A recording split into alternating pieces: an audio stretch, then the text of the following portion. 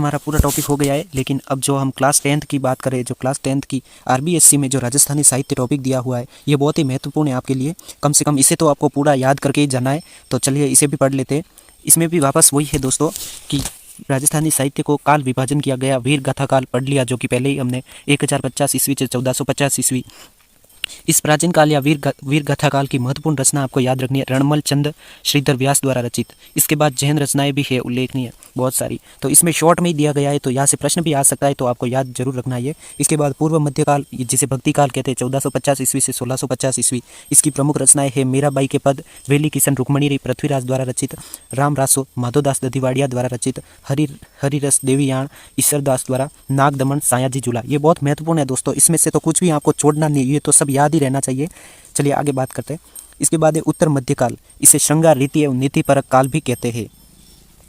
राजनीतिक दृष्टि से शांति का काल था, जिसका समय है 1650 ईस्वी से 1850 ईस्वी, रघुनाथ रूपक मंचाराम द्वारा। इसके अलावा इस काल की उत्तर मध्यकाल की प्रमुख रचनाएं है राजियारा सोटा, चक्रियारा सोटा, बहरियारा सोटा, मोतियारा सोठा। इसके बाद आगे बात करते हैं हम आधुनिक काल, जिसे विविध विषयों एवं विधाओं से युक्त काल मानते हैं, जो कि 1850 से अब तक चल रहा है वो काल। इसमें बात करते हैं ख्यात किसे कहते हैं दोस्तों। ये यहाँ से प्रश्न बहुत बार आ चुके हैं कि इनकी जो परिभाषा जो है वो पूछ ली जाती है। ख्यात के बारे में है, जैसे रासो है इनके बारे में। तो ख्यात है राजाओं के अपने सम्मान, सफलताओं और विशेष कार्यों आदि का इतिहास जो होता था वो ख्यात के रूप में लिखा जाता था। तो महत्वपूर्ण ख्यात कौन सी है? दयाल दासरी ख्यात। तो दयाल दासरी ख्यात जो है बीकानेर के राव बीकाजी से लेकर महाराजा अनूप सिंह तक का इतिहास, ये बहुत महत्वपूर्ण है दोस्तों। अब जो भी आप पढ़ रहे हो ये बहुत महत्वपूर्ण है, ये सब आपको याद रखना है। इसके अलावा और है मूर्णों नैनसिरी ख्यात, जो कि पहले भी हमने पढ़ा है। आगे आती है वचनिका। वचनिका कैसे कहते हैं?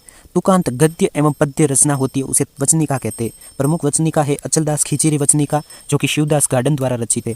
इसके बाद राठौड़ रतन सिंह महेश सदा सोत्री वचनिका खिड़िया जग्गा द्वारा। इसके बाद राजस्थानी भाषा में लिखित है। ये जो है वचनिका, इसमें राजस्थानी भाषा का प्रयोग होता, तो ये भी प्रश्न पूछ लेते हैं। वचनिकाएं राजस्थानी भाषा में लिखी जाती है, ये महत्वपूर्ण है, आप याद रख लेना। इसके बाद होती है दवावेद। दवावेद जो है उर्दू और फारसी के शब्दों से युक्त, ये बहुत ही महत्वपूर्ण है दोस्तों। उर्दू और फारसी के शब्दों से किसका निर्माण होता है? दवावेद का। ऐसे प्रश्न आते हैं और आएंगे निश्चित ही। अखमाल देवडारी दवावेद, महाराणा जवान सिंह दवावेद, राजा जय सिंह दवावेद। इसके बाद आती है वात। तो कहने और सुनने की विशेष विधा जो होती है उसे वात कहते हैं। गद्यमय और पद्यमय और गद्य पद्यमय तीनों रूपों में हो सकती है, यानी कि वात जो होती है वो गद्य के रूप में भी हो सकती है, पद्य के रूप में भी हो सकती है, और गद्य पद्य दोनों का मिश्रण भी हो सकता है। तो राव अभर सिंह वात, खींचियारी वात, पाबूजी वात, कानड़देरी वात, अचलदास खींचीरी वात, ये प्रमुख वात है दोस्तों। इसके बाद आता है झूलना। झूलना किसे कहते हैं? राजस्थानी काव्य का मात्रिक छंद जो है वो झूलना है, बहुत महत्वपूर्ण है, याद रख लेना। ये राजस्थानी भाषा का मात्रिक छंद जो है वो झूलना। अमर सिंह राठौड़रा झूलना, राजा गज सिंह झूलना, राव सुल्तान देवड़ेरा झूलना। इसमें इनके लेखक के बारे में कुछ दे नहीं रखा किताब में, इसलिए नहीं लिखा है दोस्तों, जो दे रखा वही हम पढ़ रहे।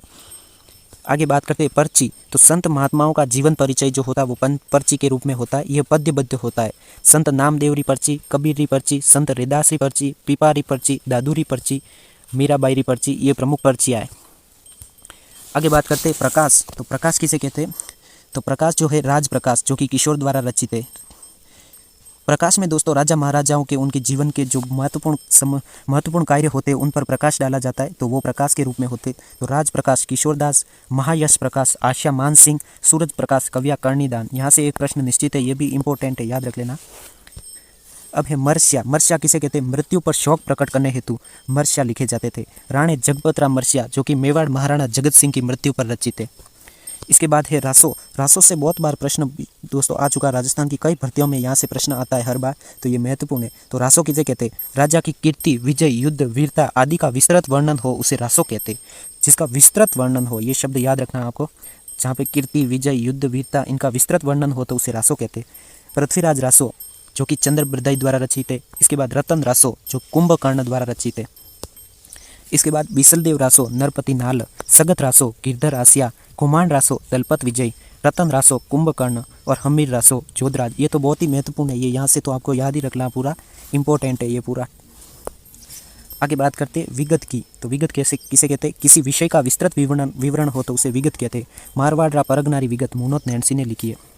आगे है रूपक। वंश अथवा व्यक्ति विशेष की उपलब्धियों का वर्णन रूपक के रूप में मिलता है। गजगुण रूपक, रूपक गोगा देजिरी और राज रूपक। इसके बाद वेली दईदास जेतावत्री वेली, रतन सिंह खिवावत्री वेली, राव रतनरी वेली, वेली किशन रुक्मणी री जो कि पृथ्वीराज राठौड़ द्वारा रचित है। इसके बाद है दोस्तों सिलोका, साधारण पढ़े लिखे लोगों द्वारा लिखे गए जो है उन्हें सिलोका कहते हैं। राव अमर सिंह रा सिलोका, अजमाल जीरो सिलोखो, राठौड़ कुशल सिंह रा सिलोखा, भाटी केहर सिंह रा सिलोखा।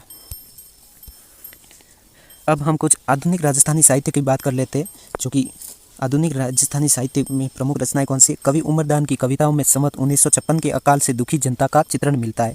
द्रौपदी विनय जो कि रामनाथ कविया द्वारा रचित है। इसके बाद रेवतदान चारण की रचनाएं सामंती शोषण के विरुद्ध है। सेनानी मेघराज मुकुल, राधा सत्यप्रकाश जोशी, चुड़ाव पारस अरोड़ा, गांव गोवर्धन सिंह शेखावत, कठे की वेगो है तेज सिंह जोधा, सोजती घेट और पग फेरो मणि मधुकर, ये तो महत्वपूर्ण है, आपको याद रखनी है दोस्तों। इसके बाद बोले सरनाटो और बाचा में भूगोल हरीश बदाणी की, पागी कावड़ और मारग चंद्र प्रकाश देवल, रेंद्र रोही अर्जुन देव चारण। इसके बाद है दोस्तों उतरियो है आभो, ये है मालचंद तिवाड़ी की। इसके बाद लक्ष्मी कुमारी चुंडावत जी की कुछ रचनाएं देख लेते हैं। वैसे तो इसकी बात हमने पहले की है, लेकिन और आप याद रख लेना एक बार फिर से। मांजल वात, अमोलक वाता, मोमल, गिर ऊंचा ऊंचा गढ़ा, केरे चकवारी बात। इसके बाद विजयदान देथा जिन्हें बच्ची जी के नाम से भी जानते हैं, इनकी प्रमुख है बातारी फुलवारी जिसके 14 खंड है। इसके अलावा दुविधा, उलझन, अलेकू हिटलर, सपन प्रिया, उलझन, अंतराल, चौधराइन की चतुराई। इसके बाद है दोस्तों यादवेंद्र चंद्र शर्मा की, इनका प्रमुख काव्य है जमारो, समंद और थार, और उपन्यास है हु गोरी किण पीवरी, जोग संजोग, चांदा सेठानी। इसके बाद बात करते हैं नथमल जोशी की, इनके कहानी संग्रह है पर्ण्योड़ी कुंवारी, और उपन्यास है आभे पटकी, दोहरारो दोहरी, एक बिंदनी दो बींद। अब दोस्तों ये रचनाएं पूरी हो गई है। इसके बाद हम कुछ साहित्यिक पत्रिकाएं भी देख लेते हैं जिससे भी प्रश्न आने की संभावना है, जो कि एनसीईआरटी आरबीएससी की बुक में दी हुई है। तो वातायन, पहली वातायन जो है ये हरीश बदाणी द्वारा बीकानेर से प्रकाशित की जाती थी। वातायन हरीश बदाणी बीकानेर से। इसके बाद लहर प्रकाश जैन अजमेर से, और विजेंद्र भरतपुर से, संबोधन कमर मेवाड़ी द्वारा काकरोली से, कविता भागीरथ भार्गव द्वारा अलवर से, और बिंदु जो है उदयपुर से प्रकाशित होती थी। इसके बाद संप्रेषण चंद्रभानु भारद्वाज द्वारा, मधु माधवी नलिनी उपाध्याय, मधुमती राजस्थानी साहित्य अकादमी की जो पत्रिका थी वो मधुमती के नाम से प्रकाशित होती। ये बहुत महत्वपूर्ण है दोस्तों, याद रखना है, मधुमती राजस्थानी साहित्य अकादमी की। इसके अलावा जागती ज्योत राजस्थानी भाषा साहित्य एवं संस्कृति अकादमी बीकानेर द्वारा, ये महत्वपूर्ण है, आपको याद रखनी है, जागती ज्योत और मधुमती।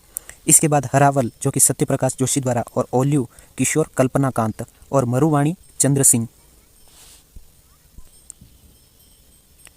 तो दोस्तों ये हमारा टॉपिक पूरा कंप्लीट हो गया है। अब मुझे नहीं लगता कि इससे बार कोई प्रश्न आपकी परीक्षा में पूछा जाएगा। हमने जितना हो सकता है उतना कवर कर लिया है पूरा एकदम।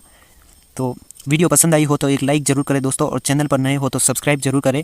और अब हम बात करते हैं कि ये आपको पीडीएफ कहाँ मिलेगी। तो ये पीडीएफ आपको शिक्षा आलोक राजस्थान एग्जाम नामक टेलीग्राम चैनल पर मिल जाएगी, जिसकी लिंक मैं डिस्क्रिप्शन में दे दूंगा। वहाँ से आप इस ग्रुप को ज्वाइन कर ले, टेलीग्राम चैनल को, जहाँ पे ये पीडीएफ आपको बिल्कुल फ्री में मिल जाएगी। और दोस्तों वीडियो पसंद आई हो तो लाइक करें, और इसमें कोई कमी रही हो तो वो कमेंट में आप मुझे ज़रूर बताएं। और ये भी ज़रूर बताएं कि अगली क्लास आपको किस विषय की चाहिए, कि ऐसी एक ही क्लास में हम पूरा विषय कंप्लीट कर देंगे, यानी पूरी विषय जैसे कंप्यूटर है, विज्ञान है, इसकी एक क्लास में मैराथन में पूरे नोट्स आपको पढ़ाए जाएंगे और उसकी पीडीएफ भी दे दी जाएगी। तो कमेंट में ज़रूर बताएं, और वीडियो को लाइक और सब्सक्राइब कर देवे, जिससे कि आपको ये पीडीएफ मिल जाएगी टेलीग्राम चैनल पर। जय हिंद, जय भारत।